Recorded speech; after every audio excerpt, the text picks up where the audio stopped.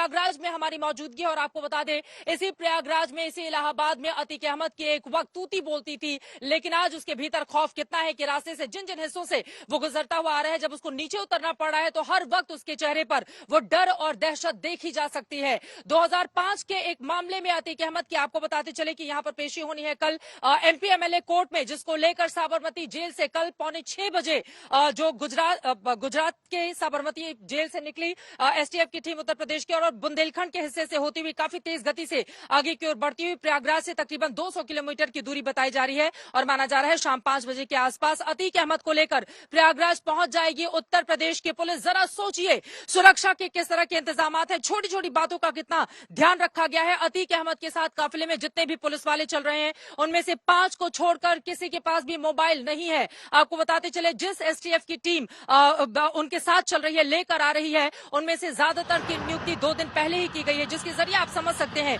कि इस पूरे मामले को कितना गोपनीय रखा गया था और अतीक अहमद को सजा दिलाने को लेकर किस तरह की कोशिशें यहां पर प्रयागराज में लगातार की जा रही हैं। सीधे रुक कर लेते हैं, अरविंद ओझा हमारे संवाददाता जुड़ चुके हैं। अरविंद ओझा ने अतीक अहमद की बहन से भी बातचीत की, लगातार काफिले के साथ वो बने हुए हैं। अतीक कहां पहुंचा अतीक अहमद का काफिला, और प्रयागराज तक कब तक पहुंचने की उम्मीद है? देखिए, तकरीबन 200 किलोमीटर बचे होंगे चित्रकूट, जहां इस वक्त अतीक अहमद का काफिला है। चित्रा, यहां से चित्रकूट 75 किलोमीटर दूर है।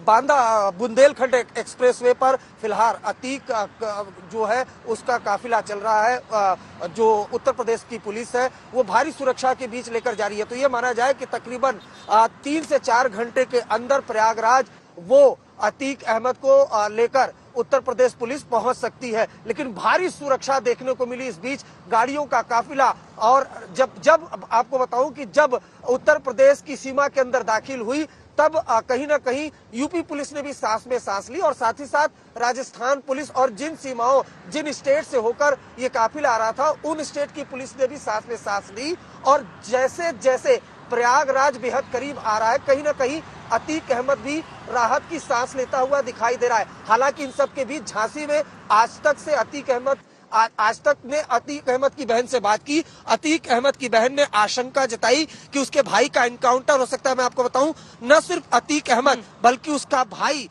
जो है वो भी इस मामले में आरोपी है, उसे भी बरेली जेल से शिफ्ट किया जा रहा है लखनऊ की तरफ। और बकायदा आपको बताऊं 2006 का ये पूरा मामला है, जब उमेश पाल को किडनैप किया गया था। हालांकि 1 साल बाद इतना रसूख, इतना भय था अतीक अहमद का कि 1 साल बाद उमेश पाल ने एफआईआर दर्ज करवाई, और यही वो केस था जिसमें उमेश पाल गवाही देकर आ रहे थे, जब अतीक अहमद के गुर्गों ने, और आरोप है कि उसके बेटे ने गोलियां मारकर, बम मारकर हत्या कर दी। तो 18 साल बाद फैसला आना है। 4 साल बाद अतीक अहमद यूपी प्रयागराज जा रहा है। काफिला लगातार चल रहा है और 75 किलोमीटर दूर लगभग चित्रकूट है, उसके बाद प्रयागराज आएगा। फिलहाल जो जज है उसने बकायदा ये कहा है कि अतीक अहमद हाजिर हो, लिहाजा 28 मार्च को 11 बजे प्रयागराज की एमपी एमएलए कोर्ट में अतीक अहमद को पेश किया जाएगा भारी सुरक्षा के बीच, क्योंकि अतीक अहमद की बहन ने भी आशंका जता दी है कि एनकाउंटर हो सकता है। खुद अरविंद, मैं लौटूंगी आपके पास। जरा सोचिए, जिस प्रयागराज में उसकी एक वक्त पर तूती बोलती थी, उसने किस तरह से अपनी राजनीतिक जमीन यहां पर मजबूत कर ली थी। 5 बार से लगातार वो विधायक एक वक्त पर था। जो सांसद चुना जाता है साल 2004 में समाजवादी पार्टी के टिकट पर, 2005 में बीएसपी के एक विधायक की हत्या होती है। सीधा आरोप अतीक अहमद और उसके भाई के ऊपर लगता है। 2007 में जो उसका एकमात्र चश्मदीद गवाह था, उसको डराने धमकाने के आरोप लगते हैं और उसी के खिलाफ 2007 में मामला दर्ज किया जाता है।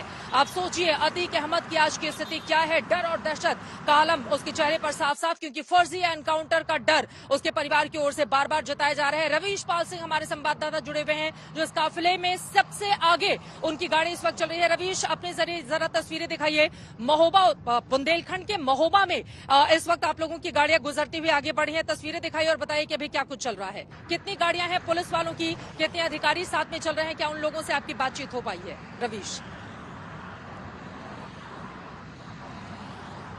जी बिल्कुल चित्रा, बहुत ज्यादा देर न करते हुए सीधे मैं आपको तस्वीरें दिखाता हूं जो सिर्फ आज तक के कैमरे में कैद हो रही है, क्योंकि उस काफिले के आगे सिर्फ आज तक की ही गाड़ी है। मैं चाहूंगा मेरे कैमरामैन से कि अमरीश से कि वो एक बार दिखाए कि किस तरीके से बुंदेलखंड एक्सप्रेसवे पे तेजी से ये काफिला आगे बढ़ रहा है प्रयागराज की तरफ। यहाँ से करीब 3 घंटे का सफर और बाकी है और ये गाड़ियां आखिरकार अपनी मंजिल तक पहुंच जाएंगी प्रयागराज। कुल मिला के देखा जाए तो देखिए, गुजरात से जब से निकली है एसटीएफ की टीम, यूपी पुलिस की, तब से लेकर के झांसी आने तक हर बार गाड़ियों का काफिला बढ़ता जा रहा है। आपको बताएं कि पहले सिर्फ 3 गाड़ियां थी, जिसमें एक बोलेरो जीप थी और 2 पुलिस वैन थी, जिसमें एक पुलिस वैन में अतीक अहमद सवार था। ये पूरी तीनों गाड़ियां जो है गुजरात पुलिस, इसके बाद राजस्थान पुलिस और फिर मध्य प्रदेश पुलिस का एस्कॉर्ट लेकर के 3 राज्य की सीमाओं को पार करके झांसी पहुंची है। लेकिन झांसी आने के बाद, क्योंकि उत्तर प्रदेश आते ही इस काफिले को अपनी गृह राज्य पुलिस का साथ मिला, तो अब गाड़ियों का काफिला आप देख सकते हैं। करीब 7 गाड़ियां यूपी पुलिस की हैं और उसके पीछे अगर आप देखें तो वो 2 जो पुलिस वैन आपको दिख रही हैं नीली कलर की, इन्हीं नीली रंग की पुलिस वैन में एक में अतीक अहमद इस वक्त मौजूद है। यानी वो अतीक अहमद जिसकी एक समय तूती बोला करती थी, जो बड़े बड़े व्यवसायी उद्योगपति जिसके नाम से कांपते थे उत्तर प्रदेश में, वो आज इसी पुलिस वैन में आप देखिए, जिसमें ना एसी है, भोग विलासिता आलीशान जिंदगी जीने वाला अतीक अहमद आज इस पुलिस वैन में चिलचिलाती धूप और गर्मी के बीच बिना एसी में सफर कर रहा है प्रयागराज की ओर। और आपको बता दें कि ये अतीक अहमद का ये जो काफिला है, ये फिलहाल बांदा महोबा के पास से होकर के गुजर रहा है और शाम करीब 5:30 बजे के आसपास इसके प्रयागराज पहुंचने के आसार है। और ये जो तस्वीरें हैं, ये एक्सक्लूसिव तस्वीरें हम आपको इस काफिले के बिल्कुल सामने से, आगे से दिखा रहे हैं। और कोटा से जब से हमने इस काफिले के साथ चलना शुरू किया है, हमने यही तस्वीरें सीधे अपने दर्शकों तक पहुंचाई है। आपको बताएं कि जो उत्तर प्रदेश पुलिस के जवान और अफसर इस समय मौजूद है, वो पूरे रास्ते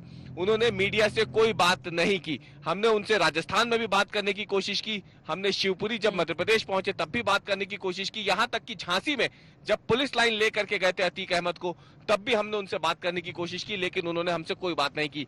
कुछ देर पहले झांसी से निकलने के बाद भी जब बुंदेलखंड एक्सप्रेसवे पे हमने चढ़ाई नहीं की थी, उससे पहले ये गाड़ियों का काफिला पेट्रोल पंप पर रुका था, वहां पर भी हमने बात करने की कोशिश की, लेकिन उत्तर प्रदेश पुलिस का कोई भी अफसर कैमरे पे आकर के कुछ भी बोलने को तैयार नहीं है। बस वो इतना ही कर रहे हैं कि मीडिया कर्मी या अगर कोई और गाड़ी इस काफिले के बीच में आने की कोशिश करती है तो हूटर बजा के, सायरन बजा करके उसे किनारे कर दिया जाता है।